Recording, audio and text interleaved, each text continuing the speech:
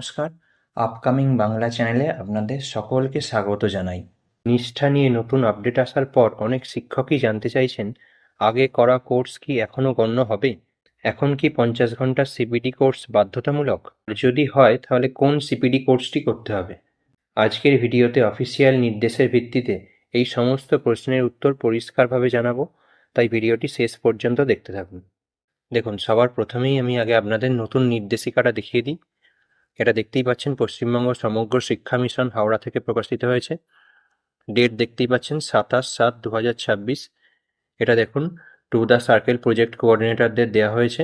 আর সাবজেক্টে দেখুন, এখানে পরিষ্কার বলাই আছে সমস্ত ইনস্টিটিউশনের হেড টিচার এবং অন্যান্য টিচারদের জন্য এই নির্দেশিকাটা দেওয়া হচ্ছে। তাহলে আপনারা বুঝতেই পাচ্ছেন যে সমস্ত শিক্ষক, অর্থাৎ এর মধ্যে হেড টিচাররাও পড়ছেন, অ্যাসিস্ট্যান্ট টিচাররাও পড়ছেন, তাদের সকলকেই দেখুন এই জায়গাটা আপনারা খেয়াল করুন যে ম্যান্ডেটরি 50 ঘন্টার সিপিডি কোর্স করতে হবে। এবং সিপিডি বিষয়টা যারা বুঝতে পারছিলেন না, দেখুন এক্ষেত্রে পরিষ্কারভাবে লিখেই দেওয়া আছে কন্টিনিউয়াস প্রফেশনাল ডেভেলপমেন্ট, সিপিডি, অর্থাৎ নিষ্ঠা থেকে আপনাদের 50 ঘন্টার সিপিডি কোর্স করতেই হবে। এবার দেখুন, এখানে টাইম লাইনটাও উল্লেখ করে দিয়েছে।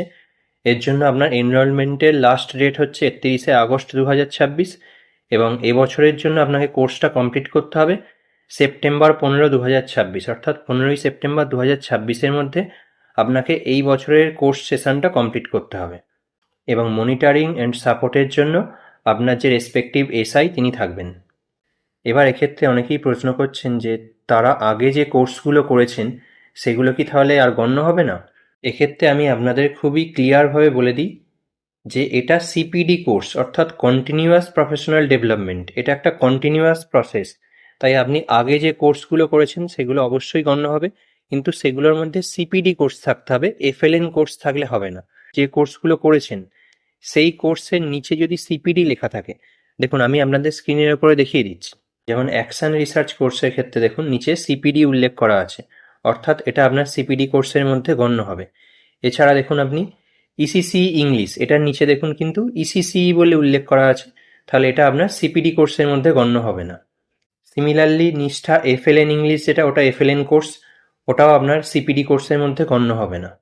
যেমন দেখুন ফিনান্সিয়াল সেফটি কোর্সটা, এটার নিচে দেখুন সিপিডি বলে লেখা আছে, তাহলে এই কোর্সটা করলে আপনার ওই 50 ঘন্টা সিপিডি কোর্সের মধ্যে গণ্য হবে। তাই আমি আপনাদেরকে সাজেস্ট করব, যখনই আপনারা নিষ্ঠা কোর্স করবেন, নিচে এই জায়গাটাতে একটু খেয়াল করে নেবেন কোর্সে এনরোল করার আগে যে ওই জায়গাটাতে সিপিডি লেখা আছে কিনা। যদি সিপিডি লেখা থাকে তাহলে আপনারা নিশ্চিন্তে কোর্সটা করুন, এবং এর আগেও যে সিপিডি কোর্সগুলো করেছেন তার টাইমও আপনাদের এই 50 ঘন্টা টাইমের মধ্যে অবশ্যই কাউন্ট হবে। এবারে বলি, যারা সিপিডি কোর্সের লিস্ট চাইছেন বা চাইছেন সিপিডি কোর্সের একটা পরিষ্কার তালিকা আমি তাদের জন্য দিয়ে দিই, এক্ষেত্রে আমি বলবো আপনাদের জন্য এরকম ভিডিও আমি আগেই তৈরি করে দিয়ে দিয়েছি। স্ক্রিনে দেখুন, আমি আপনাদের ভিডিওর থাম্বনেইলটাও দেখিয়ে দিচ্ছি, এবং স্ক্রিনের ওপরে আই বটনে আমি এই ভিডিওর লিঙ্কটাও দিয়ে দিচ্ছি। আপনারা এই লিঙ্কটাতে ক্লিক করলেই এই ভিডিওটা দেখতে পাবেন। এই ভিডিওতে সমস্ত সিপিডি কোর্সের তালিকা আমি আপনাদেরকে দেখিয়ে দিয়েছি। তবে এক্ষেত্রে আমি আপনাদেরকে বলবো, এই ভিডিওয়ে দেখানো সমস্ত কোর্সের মধ্যে আপনারা 2 ঘন্টা, 5 ঘন্টা এবং 8 ঘন্টার কোর্স পর্যন্ত দেখবেন, কারণ এই তিনটে টাইম ডিউরেশনের সমস্ত কোর্সই সিপিডি কোর্স। এর পরের যে টাইম ডিউরেশনের কোর্স আছে তার মধ্যে নিষ্ঠা ইসিসি ইংলিশ এবং নিষ্ঠা এফএলএন ইংলিশ, এই দুটো কোর্স কিন্তু সিপিডি কোর্স নয়। এর পরেও আপনাদের কোর্স করতে কোনো রকম কোনো অসুবিধে হলে আপনারা আমাকে কমেন্টে জানান। এছাড়াও আপনাদের সুবিধার্থে আমি এই ভিডিওর লিঙ্ক এন্ড স্ক্রিনে, পিন কমেন্টে এবং ভিডিওর ডেসক্রিপশানেও দিয়ে রাখছি, যাতে আপনাদের সিপিডি কোর্স খুঁজে পেতে কোনো রকম কোনো অসুবিধা না হয়। আশা করছি নতুন এই অর্ডার দেখে যে সমস্ত মাননীয় শিক্ষক শিক্ষিকা আতঙ্কিত হয়ে পড়েছিলেন তাদের কাছে আমি সিপিডি বিষয়টা এবং পুরো এই অর্ডারের মর্মার্থটা পরিষ্কারভাবে বোঝাতে পেরেছি।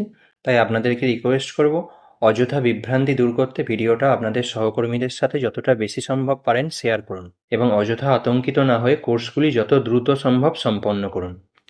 ভিডিওটা উপকারী মনে হলে চ্যানেলটি অবশ্যই সাবস্ক্রাইব করুন এবং আপনার বন্ধুদের সাথে ভিডিওটি শেয়ার করুন। আপনার মনে কোনো প্রশ্ন থাকলে কমেন্ট করে অবশ্যই জানান, এবং আপনি কোন বিষয়ে ভিডিও চান সেটাও জানান।